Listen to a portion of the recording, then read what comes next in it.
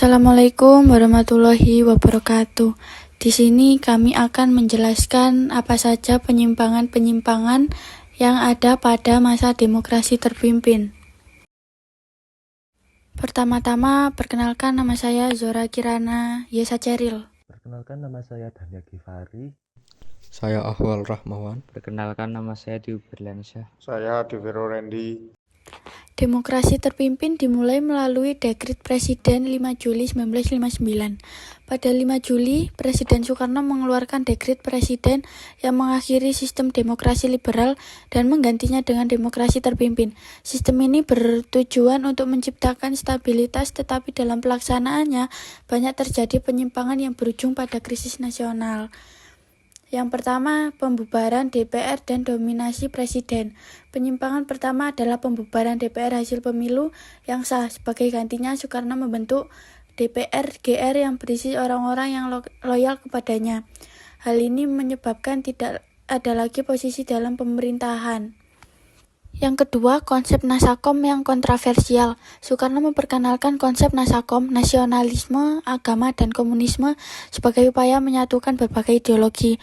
Namun, konsep ini justru memperbesar pengaruh PKI yang akhirnya memicu ketegangan politik dan sosial. Yang ketiga, kebebasan pers dibatasi. Pemerintah memberlakukan sensor ketat terhadap media.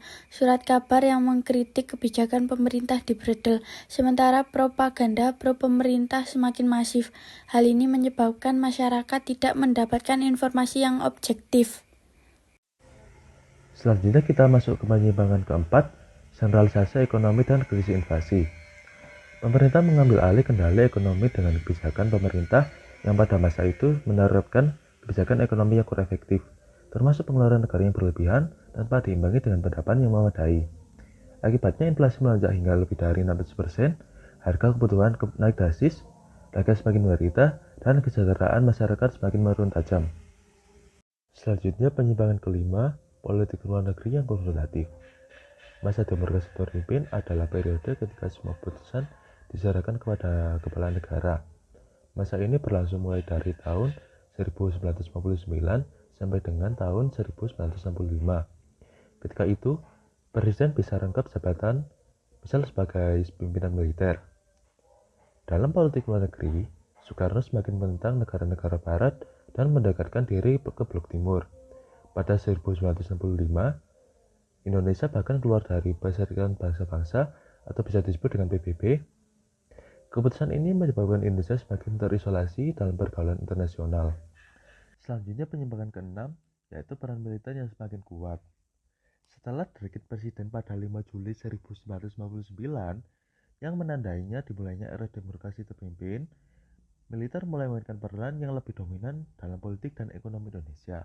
Soekarno mulai membentuk struktur politik yang menempatkan dirinya di puncak, dan pada era demokrasi terpimpin itulah peran militer dalam pemerintahan Indonesia mengalami peningkatan signifikan, terutama dalam bidang politik dan ekonomi.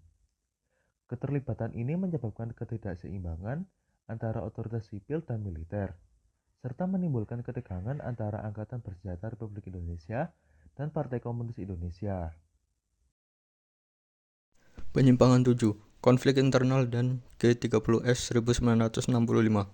Ketegangan antara PKI dan militer semakin meningkat. Puncaknya adalah peristiwa G30S 1965 yang mengakhiri era demokrasi terpimpin dan mengguncang sejarah politik Indonesia. Setelah kejadian ini, Soekarno kehilangan kekuasaannya dan Indonesia memasuki era Orde Baru.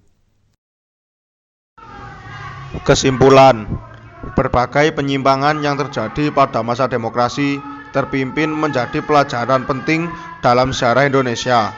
Kekuatan yang terlalu dominan, kebijakan ekonomi yang salah, dan konflik ideologi yang tidak terkendali akhirnya membawa dampak buruk bagi negara. Sejarah ini mengajarkan kita bahwa keseimbangan dalam pemerintah sangatlah penting.